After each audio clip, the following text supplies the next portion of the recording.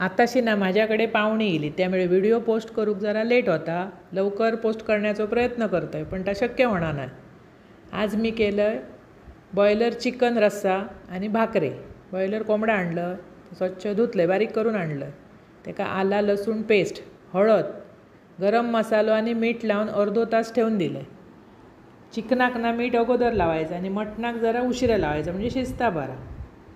त्याच्यानंतर एक कढई घेतलं, त्याच्यात बारीक चिरून कांदो घातले. कांदो परतून झाल्यावर बारीक चिरून टोमॅटो व्यवस्थित परतून घेतलं. त्याच्यावर चिकन घातलं. तो शिजान येता हो कांदो टोमॅटो मस्त, आणि चिकन मिळान येता. नुसता असा केलास तरी चालता, पटकन शिजता चिकन.